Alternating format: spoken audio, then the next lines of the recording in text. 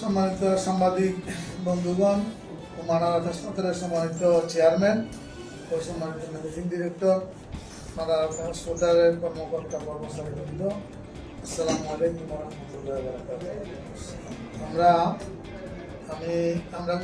আপনারা জানেন, গত 11/6/2026 রাত 9টায় মনিকা আক্তার নামের একজন রোগীর অপারেশনের জন্য ফেনী সদর হাসপাতালের ডাক্তার ইলিয়াস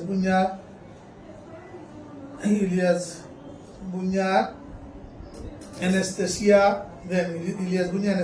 দেন। অ্যানেস্থেসিয়া দেওয়ার পর রোগীর অবস্থা খারাপ হতে থাকে। এমত অবস্থায় রোগীকে আইসিইউতে রাখার জন্য ফেনী স্টারলাইন স্পেশালাইজড হাসপাতালে নেওয়া হয়। হাসপাতাল কর্তৃপক্ষ বলেছেন, হাসপাতালে উঠানোর আগে রোগী মারা যান। ইন্না লিল্লাহি ওয়া ইন্না ইলাইহি রাজিউন। রোগীর পিতা ও রোগীর মাতা সহ রোগীর মামা সহ লিগ্যাল গার্ডিয়ানদের সাথে আমাদের সদ্য হজ করে আসা এমডি সাহেব সবাইকে আশ্বস্ত করেন, ডাক্তারের দোষের কারণে যদি উনি মারা যান তাহলে ডাক্তারকে এর জরিমানা ও শাস্তিমূলক ব্যবস্থা গ্রহণ করতে হবে। আমরা সহযোগিতা করে যাব বলে এমডি সাহেব তাকে আশ্বস্ত করেন আমাদেরকে। এর মধ্যে উৎসুক জনতা এসে ভিড় করলে এবং কিছু দুষ্কৃতিকারক পরিস্থিতি ভিন্ন খাতে নিতে চাইলে আমরা সাওনাইয়া থানার ওসি সাহেবকে অবহিত করি।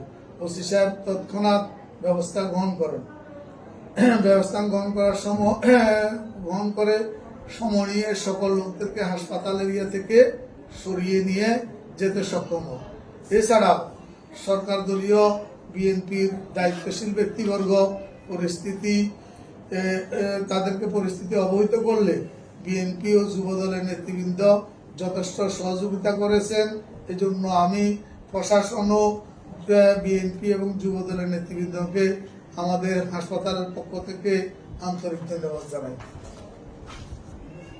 সকল সাধারণ মানুষ